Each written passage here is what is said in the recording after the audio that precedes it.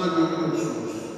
Yani bir toplumu, güçlü bir devleti olmazsa, onu koruyan güçlü bir devlet olmazsa, İslam ve Kur'an düşmanları, hainlerin, zalimlerin neler yapacağını hepimiz gözlerimizle görüyoruz.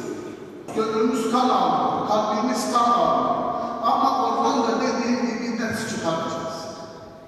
Allah rızası için birbirimizi seveceğiz. Gazze'de olur, Irak'ta olur, Suriye'de olur, Çin'de olur, Myanmar'da olur, dünyanın neresinde olursa olsun bir Müslüman kardeşimizin sıkıntısını gönlümüzde hissetmek zorundayız.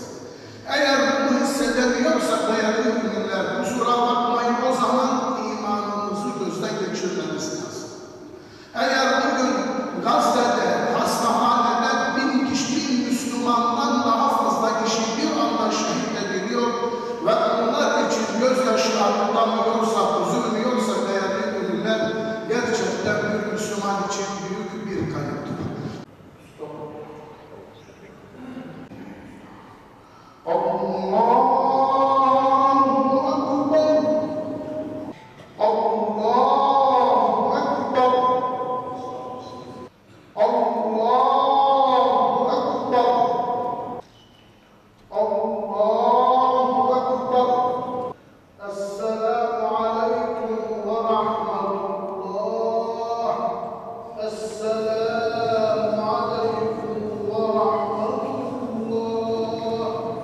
Filistin, Gazze'de Yahudiler ve İslam Kur'an düşmanları tarafından hunharca şehit edilen Gazze şehitlerimizi rahmetine, merhametine, mağfiretine nail eyle ya Rabbi. Gazze'de Yahudilerin zulmü altında inim inleyen, hunharca şehit edilen, çoluk demeden her Müslümanı sırf Müslüman için öldüren, şehit eden Yahudileri kahhar isminle kahreyle ya Rabbi, kahreyle ya Rabbi, kahreyle ya Rabbi, ya ilahel alemin.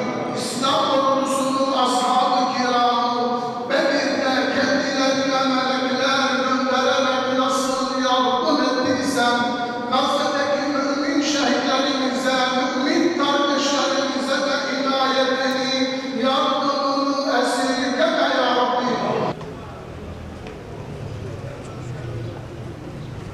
Biz Filistin için çok üzülüyoruz. Müslümanlara çok zulüm yapılıyor. Elimizde de bir şey gelemiyor.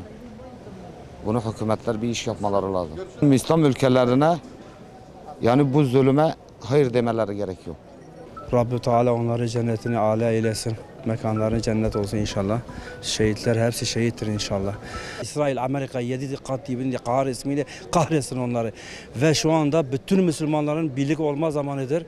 Yani niye böyle bu kadar gevşek davranıyorlar, niye böyle şey yapıyorlar, ben onu da anlam veremiyorum yani. Ne elimizden gelirse yapmaya hazırız. Yeter ki devletimiz, Cumhurbaşkanımız yeter ki tek bir şey söylesin bize. Dışişleri Bakanı o Yahudi deyyüzün gitti, bütün Mısır'a gitti, oraya diğer ülke şehirlere gitti, hepsini gezdi. Artık onlara ne bağış etmişse, ne onlara şey vermişse hepsi baksana durdular, hepsi şu anda hiçbiri müdahale etmiyor Allah rızası için. Bu mu Müslümanlık? Değil, değil. Madem İslam'ız, bizim Türkiye İslam ülkelerinin öncülüğü olarak birinci Türkiye, İran, tüm İslam ülkeleri birleşsin.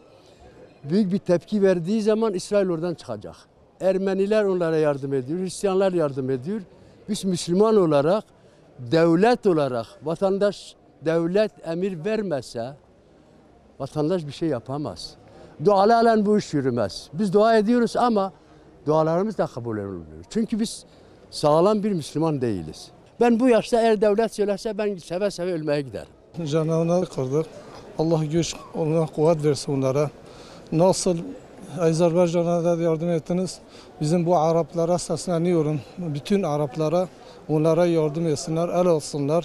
Hani böyle vicdanla destek versinler. Bütün Müslümanlar, herkes. Hani bu Amerika böyle bu kadar onlara destek veriyor. Bu Müslümanlara da ona destek versinler. Hani böyle sahipsiz kalmasınlar.